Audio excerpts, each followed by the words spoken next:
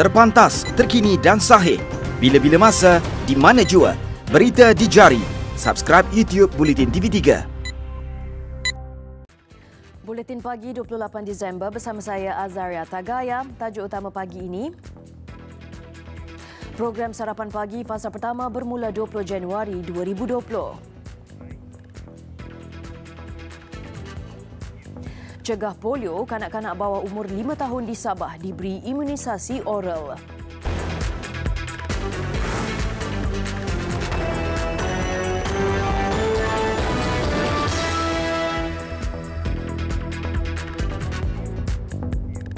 Assalamualaikum dan salam sejahtera. Penganjuran Perhimpunan Pertahan Tulisan Jawi yang dirancang oleh beberapa gabungan pertubuhan bukan kerajaan NGO Melayu Islam Bangkit bagi membantah persidangan penolakan tulisan Jawi oleh Persekutuan Persatuan Lembaga Pengurus Sekolah Cina Malaysia Dongjong yang sepatutnya diadakan hari ini dibatalkan. Setiausaha Agung Armada Melayu Malaysia Nazri CR berkata perhimpunan yang dijadual diadakan di Stadium Kajang itu tidak diteruskan bagi menghormati undang-undang. Keputusan dibuat selepas pihak polis mendapat arahan mahkamah semalam supaya Dongjong tidak meneruskan persidangan itu. Susulan itu, pertubuhan berkenaan turut mengumumkan pembatalan persidangan yang dijadual berlangsung di sebuah kolej universiti. Perhimpunan Pertahan Tulisan Jawi, anjuran gabungan NGO Melayu Islam Bangkit menghimpunkan lebih 40 NGO. Dua penjawat awam antara 8 individu ditahan dipercayai terbabit sindiket pengedaran rokok seludup yang bergiat aktif di seluruh semenanjung Malaysia. Pengarah Jabatan Keselamatan Dalam Negeri dan Ketenteraman Awam Bukit Aman, Datuk Seri Akril Sani Abdullah Sani berkata, kesemua ditahan dalam op asap oleh cawangan perisikan dan cawangan khas di Kelang kemarin. Menerusi kenyataan media, beliau memaklumkan sejumlah 12,600 karton rokok putih dirampas. Semakan mendapati kesemua hasil rampasan itu menggunakan stem kastam palsu. Pemeriksaan turut menemui sepucuk pistol jenis Glock 19C dengan kelopak peluru berisi 10 peluru hidup milik salah seorang penjawat awam yang ditahan. Selain itu, pihaknya merampas sebuah lori jenis Mitsubishi dan 5 buah kereta jenis Honda City, produk Myvi, Axia, Proton Saga dan Persona. Jumlah keseluruhan rampasan dianggarkan 2.1 juta ringgit. Kesemua suspek direman di Ibu Pejabat Polis Daerah Kelang Selatan selama 10 hari bermula semalam. Program Sarapan Pagi PSP fasa pertama akan mula dilaksanakan pada 20 Januari depan di 100 sekolah rendah di seluruh negara. Kementerian Pendidikan KPM berkata program fasa pertama itu melibatkan seramai 37,000 murid dan 1,600 guru yang bertugas setiap hari. KPM dalam satu kenyataan memaklumkan kos pelaksanaan PSP fasa pertama itu dianggarkan sebanyak 22 juta ringgit. Waktu pelaksanaan PSP adalah antara jam 7 hingga 8.30 pagi bagi persekolahan sesi pagi dan 1 hingga 4 petang bagi persekolahan sesi petang mengikut ketetapan pengurusan sekolah. Pelaksanaan PSP fasa pertama akan menggunakan menu berkonsepkan Grab and Go yang terdiri minuman produk tenusu atau minuman berkhasiat dan makanan ringkas seperti roti, biskut, snack bijirin, kuih, sandwich, buah-buahan atau telur rebus. Pemilihan sekolah bagi fasa pertama dibuat berdasarkan kepada sekolah yang mempunyai peratus murid golongan B40 tertinggi. Ia turut mengambil kira semua jenis sekolah iaitu sekolah kebangsaan serta sekolah jenis kebangsaan SJK, Cina dan Tamil. KPM juga merancang untuk memperluaskan program itu kepada semua 7,776 sekolah rendah sekaligus memanfaatkan kira-kira 2.7 juta murid di seluruh negara. Namun ia bergantung kepada peruntukan yang diterima dan kesediaan pihak kantin dan sekolah. Kanak-kanak di bawah umur 5 tahun di Sabah akan diberi imunisasi polio secara oral. Ia dalam usaha mencegah penularan virus itu yang dikesan di negeri itu baru-baru ini. Menteri Kesihatan dan Kesejahteraan Rakyat Sabah, Datuk Frankie Poon Ming Fung berkata, imunisasi itu diberi secara berperingkat bagi memastikan Sabah bebas daripada polio.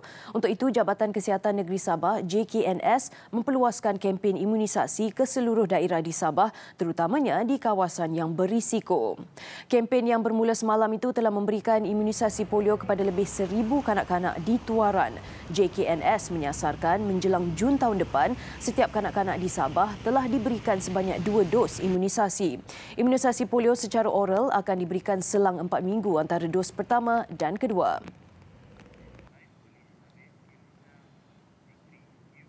Pegawai polis yang cedera akibat terkena 3 das tembakan oleh penjenayah yang terbabit dalam kes culik seorang ahli perniagaan di Mersing, Johor Selasa lalu kini dalam keadaan stabil. Superintenden Risikan dan Operasi Bahagian Siasatan Jenayah Terancang D14, Superintenden Muhammad Ridwan Manap, kini berada di sebuah hospital di Ibu Negara untuk rawatan lanjut selepas dipindahkan dari hospital di Johor Bahru. Superintenden Muhammad Ridwan berkata semasa operasi khas bagi menyelamatkan ahli perniagaan berusia 41 tahun itu, beliau dan pasukannya dari Bukit Aman dengan dibantu polis Johor berusaha memastikan keadaan mangsa culik yang berada dalam tawanan penjenayah selamat. Selepas mengesan kedudukan mangsa yang ditahan dalam sebuah kereta di sebuah ladang kelapa sawit di Sekakap Mersing, suspek melepaskan tembakan secara tiba-tiba selepas pasukannya menghampiri kereta itu dalam keadaan gelap. Salah satu tembakan terkena kepala tali pinggang yang dipakainya. Peluru kedua menembusi betis kaki kirinya. Beliau juga terkena tembakan di paha kanan. Superintenden Muhammad Ridwan bagaimanapun bersyukur kerana kepala besi tali pinggangnya dapat menghalang tembakan pertama daripada menembusi organ penting yang berkemungkinan boleh merisikokan nyawanya. Beliau ditemui selepas menerima kunjungan Pengarah Jabatan Siasatan Jenayah Bukit Aman, Datuk Huzair Mohamad di hospital semalam. Kelewatan beberapa projek pembangunan dilaksanakan oleh Kerajaan Pusat di Pahang lewat siap bukan kerana masalah keuangan. Sebaliknya, masalah itu berlaku kerana beberapa faktor termasuk proses pengambilan tanah dan cuaca. Menurut Pengerusi Majlis Tindakan Negeri MTN Pahang, Datuk Saifuddin Abdullah, sehingga 23 Disember lalu ada 335 projek di bawah Pelan Pelaksanaan ke-4 2019 Rancangan Malaysia ke-11 dilaksanakan di Pahang. 64 daripadanya sudah disiapkan, 13 projek dalam peringkat perancangan dan 258 lagi di peringkat pelaksanaan. Beliau yang juga Menteri Luar berkata pelbagai faktor dikenal pasti sebagai punca kelewatan projek terbabit. Ini termasuk masalah di pihak kontraktor. Beliau yakin isu itu dapat diatasi sebaik mungkin jika mendapat kerjasama semua pihak. Isunya bukan isu keuangan.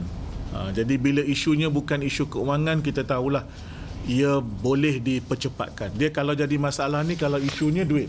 Sekarang duit bukan isu. Isunya ialah bagaimana kita mempercepatkan, mengurangkan projek sakit, projek lewat siap. Beliau ditemui selepas mempengerusikan mesyuarat MTN Pahang bersama Menteri Besar Datuk Seri Wan Rosdi Wan Ismail di Wisma Persekutuan di Kuantan semalam. Tambahnya, menerusi peruntukan khas persekutuan sebanyak 2,646 projek membabitkan peruntukan lebih 156 juta ringgit diluluskan di Pahang. Daripada jumlah itu, 2,483 projek bernilai 35 juta ringgit sudah siap, manakala 128 projek lagi membabitkan peruntukan 17 juta ringgit kini di peringkat pelaksanaan. Kerajaan Negeri Selangor memperhebatkan agihan bantuan program Kembali ke Sekolah 2020 kepada keluarga yang kurang berkemampuan. Peruntukan menerusi Menteri Besar Selangor Incorporated MBI berjumlah 2 juta ringgit itu akan dihabiskan hingga akhir bulan ini. Ahli Dewan Undangan Negeri Adun Kuang, Salihuddin Amiruddin berkata 350 pelajar di kawasan itu menerima bantuan persekolahan dalam program Kembali ke Sekolah 2020. Sumbangan berbentuk barangan keperluan sekolah dan wang tunai berjumlah RM100. Setiap kawasan Dewan Undangan Negeri menerima peruntukan RM35,000 untuk diagihkan kepada pelajar yang terpilih. Seluruh kuang ni 300 kita terima daripada MBI dan kita akan sampaikan kepada mereka-mereka yang di bawah B40. Dan sekurang-kurangnya sumbangan ini akan membantu ibu bapa, terutamanya ibu bapa demi meringankan sedikit bebanan mereka, kerana kita tahu di waktu buka sekolah ini adalah satu waktu yang agak kritikal. Beliau ditemui selepas majlis penyerahan bantuan kepada 100 penerima di kawasan Bandar Tasik Puteri, Rawang.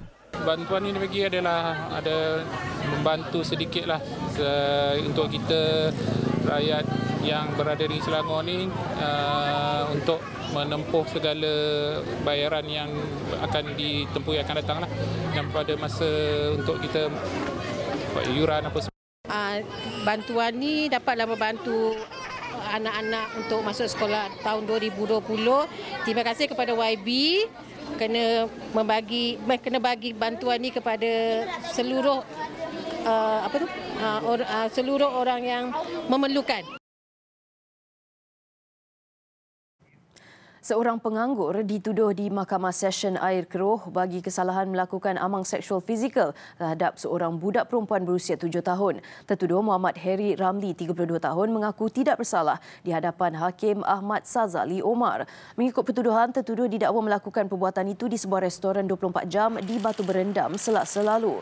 Dia didakwa mengikut Seksyen 14(A) Akta Kesalahan Seksual terhadap Kanak-kanak 2017. Sabit kesalahan boleh dihukum penjara maksimum 20 tahun dan sebatan. Tertuduh tidak dibenarkan ikat jamin. 28 Januari depan ditetapkan untuk sebutan semula kes. Di mahkamah sama, seorang jurujual gas cecair petroleum LPG didenda RM1,500 kerana menumbuk cermin hadapan sebuah kereta kenalannya.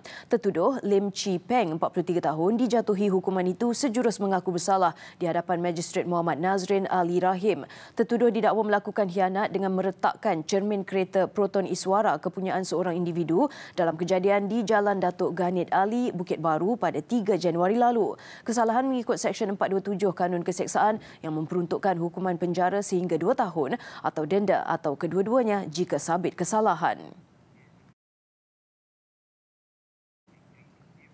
Lukisan mural mengenai Amelia Earhart, wanita pertama membuat penerbangan solo mengelilingi dunia merentasi lautan Atlantik, diiktiraf oleh The Malaysia Book of Records sebagai lukisan mural 3D terbesar di luar bangunan di Malaysia. Lukisan dengan ketinggian 14.6 meter dan lebar 27.44 meter itu dihasilkan oleh 6 pelukis di sebuah rumah kedai 2 tingkat di Jalan Abdul Jalil, Taiping. Yang di-Petua Majlis Perbandaran Taiping, Burhan Abdul Halim berkata, kumpulan pelukis terbabit mengambil masa selama 3 bulan menghasilkan lukisan mural itu. Ia dibuat menggunakan cat kalis air dan tahan cuaca. Menurutnya, Amelia Earhart singgah di lapangan terbang Tekah di Taiping pada 20 Jun 1937 untuk mengisi minyak sebelum meneruskan perjalanannya. Lapangan terbang Tekah yang dibina pada 1929 adalah lapangan terbang pertama di negara ini dan Asia Tenggara. Dan ianya satu kebanggaan kita lah, ya. Dan dalam perancangan majlis kita akan melukis lagi 12 buah painting, ya, yang sebesar ginilah, mural painting di sekitar bandar Taiping untuk mengabadikan sejarah-sejarah yang berlaku di Taiping, ya, sejak Taiping diwujudkan, bandar Taiping dalam 1874 lagi, ya. Keseluruhan kos sebanyak RM280,000 untuk menghasilkan mural itu ditaja pihak swasta. Besar impaknya. Laris selepas hasilnya. Pantas menampilkan prosiding ini secara dalam keuangan maya. Berita di jari. Subscribe YouTube Bulletin TV3. Kita ke laporan luar negara. Pihak berkuasa Palestin akan terus mendapatkan kerjasama antarabangsa bagi mendesak rejim Zionis membenarkan pilihan raya Palestin diadakan di Baitul Maqdis Timur. Menurut Presiden Mahmud Abbas, tekanan terhadap Israel akan diteruskan sehingga rejim itu menerima penyertaan penduduk Palestin dalam pilihan raya di Baitul Maqdis. Abbas dan kepemimpinan Palestin bertegas bahawa tidak ada pilihan raya tanpa pelaksanaan pilihan raya di Baitul Maqdis Timur. Penasihat kepada Presiden Nabil Abu Daineh pula berkata, pilihan raya berkenaan perlu diadakan tanpa mengira sebarang tekanan yang akan berlaku di pihak Palestin. Beliau turut mengkritik tindakan pergerakan Hamas yang sebelum ini mendesak Abbas supaya mengeluarkan dekri Presiden. Ia bertujuan untuk menetapkan tarikh pilihan raya sebelum mendapat kebenaran rejim Zionis bagi membenarkan penduduk Palestin di Baitul Maqdis Timur menyertai undian. 8 orang dilaporkan hilang dalam kejadian tanah runtuh yang tercetus berikutan limpahan air sungai El Mono di Chaparral, Colombia. 2 mangsa cedera manakala 30 keluarga terjejas. Susulan kejadian, pasukan penyelamat dan tentera dikerah untuk mencari mangsa yang hilang. Menurut Pejabat Pengurusan Risiko, 3 rumah penduduk ranap dalam bencana itu. Manakala beberapa bangunan termasuk pusat kesihatan, sekolah dan gereja mengalami kerosakan. Datuk Bandar Chaparral berkata pihaknya akan mengadakan mesyuarat tergempar untuk menentukan bentuk bantuan yang diperlukan mangsa.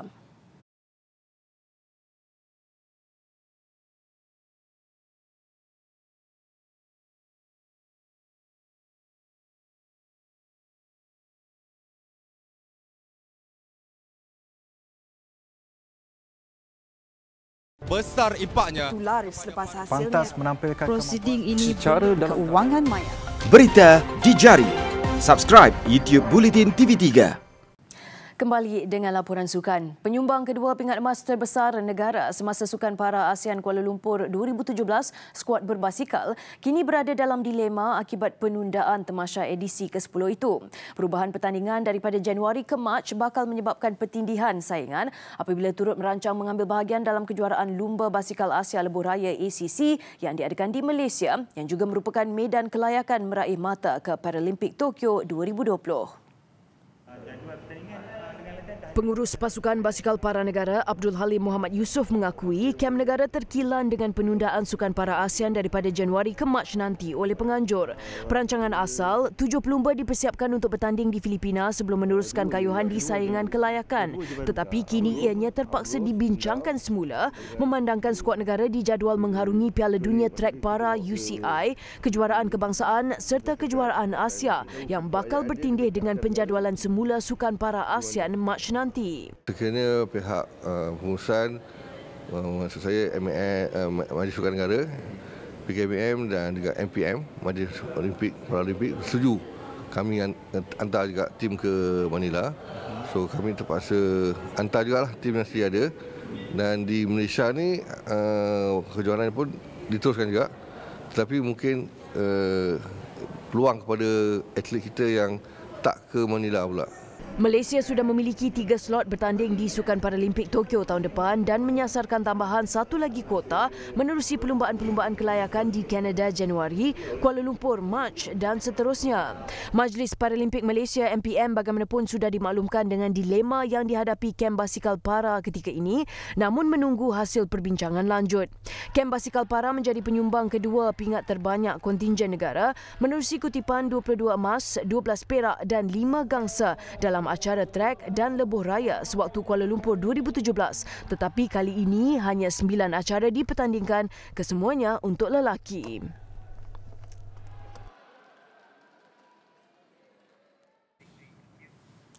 Jurulatih Kuala Lumpur Nizam Azhar Yusof sedia memberikan segala pengalaman yang ada untuk kembali membantu Kuala Lumpur kembali ke saingan Liga Super pada musim 2021. Ini kali pertama Muhammad Nizam Azhar bergelar jurulatih penuh untuk mengemudi pasukan selepas hanya bertindak selaku pemangku jurulatih bersama Kedah dan penolong jurulatih di Melaka United sebelum ini. Walaupun saingan Liga Premier musim ini dijangka paling sengit dalam sejarah Liga Division kedua negara, Kuala Lumpur yang kini berwajah baru tetap dilihat sebagai pilihan juara di samping Kelantan dan 2 lagi pasukan feeder, Perak 2 dan Selangor 2. Berjaya menandatangani beberapa bintang seperti Syukur Adan, Akram Mahinan, Zamir Selamat dan mengekalkan Indra Putra Mahyudin, Muhammad Nizam Azhar yang pertama kali diangkat sebagai ketua jurulatih dalam kerjanya terus sibuk mengenal pasti 2 lagi khidmat pemain import ketika saingan Liga Premier akan menyingkap tirainya hujung Februari nanti. Telah sah dengan Azamat dan Paulo Rose. Cuma kita memerlukan 2 pemain import di bahagian striker je lah. Tinjauan di Stadium Bola Sepak Kuala Lumpur ceras semalam, 2 pemain import baru hadir mencuba nasib bersama Kuala Lumpur.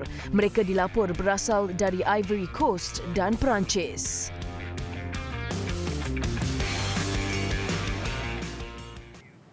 Baik, sekian paparan Buletin Pagi. Terus ikuti perkembangan berita terkini di media sosial dan digital Buletin TV3. Saya Azaria Tagaya. Salam hormat.